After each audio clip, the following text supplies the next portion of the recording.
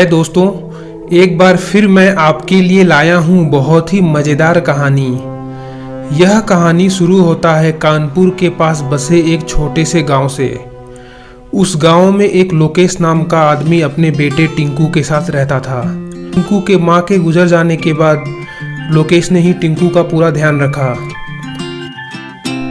एक दिन टिंकू ने अपने पिताजी से कहा, पिताजी, मेरे सारे दोस्तों ने बहुत सारे पटाखे खरीद कर अपने पास रखे हैं। इस बार दिवाली में मुझको भी बहुत सारे पटाखे चाहिए।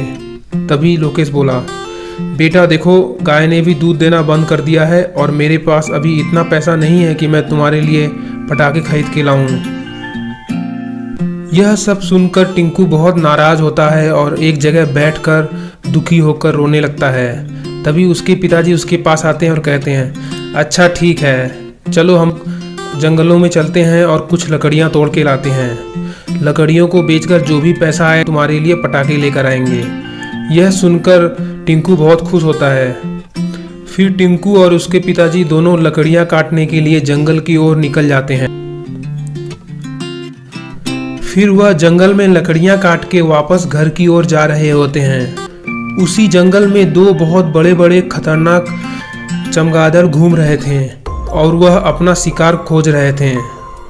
तभी उनकी नज़र टिंकू और लोकेश पे पड़ी। वह टिंकू और लोकेश के पास जाते हैं। उसमें से एक चमगादड़ बकरी उठा लेता है और दूसरा लोकेश को ही उठा लेता है।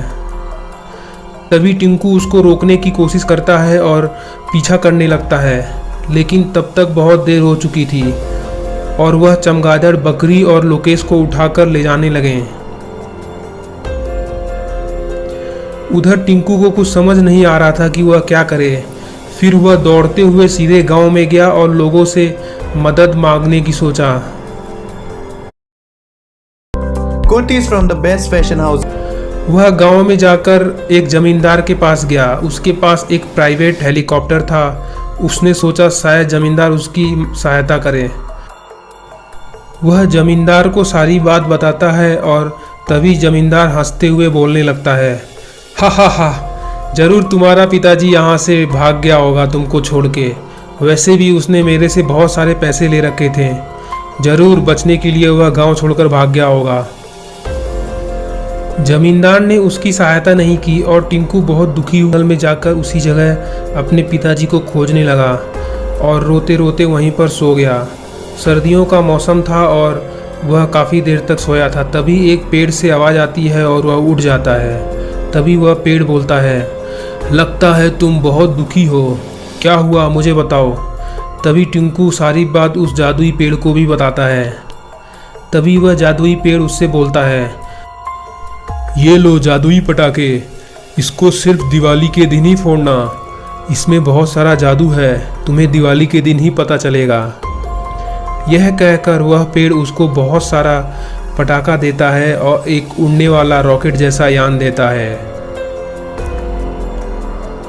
फिर उसके बाद एक मंत्र बताता है। उसको बोलने से वह यान टिंकू को लेकर बहुत दूर उड़ने लगता है। थोड़ी देर बाद जब कोहरा हट जाता है तब टिंकू देखता है कि दो चमगादड़ उड़ते हुए कहीं जा रहे हैं। वह अपने पिताजी का पता लगाने के लिए उस चमगादड़ का पीछा करने लगता है और पीछा करते करते वह एक बहुत बड़े गुफा के पास आ जाता है। उस गुफा के पास बहुत सारे बड़े बड़े चमगादड़ थे और बहुत ही खतरनाक लग रहे थे।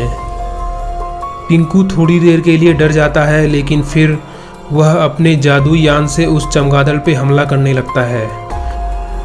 लेकिन चमगादड़ वहाँ से भाग ही नहीं रहे थे। तभी उसने बहुत बड़ा हमला किया और सभी चमगादड़ डर गए और वहाँ से भागने लगे। फिर वह अपना उड़ने वाला रॉकेट लेकर उस गुफा के अंदर गया और गुफा के अंदर जाके देखा कि वहाँ पर चारों ओर लावा ही लावा है और ऊपर बहुत सारे चमगादड़ उल्टा होकर सो रहे हैं। फिर वह अपने पिताजी को खोजने लगता है। तभी उसके पिताजी एक पत्थर के पास दिखते हैं और वह वहाँ पर जाता है और अपने पिताजी को अपने रॉकेट यान पर बैठाकर वापस घर की ओर निकल जाता है। लेकिन वह चमगादड़ उड़ जाते हैं और उसका पीछा करने लगते हैं।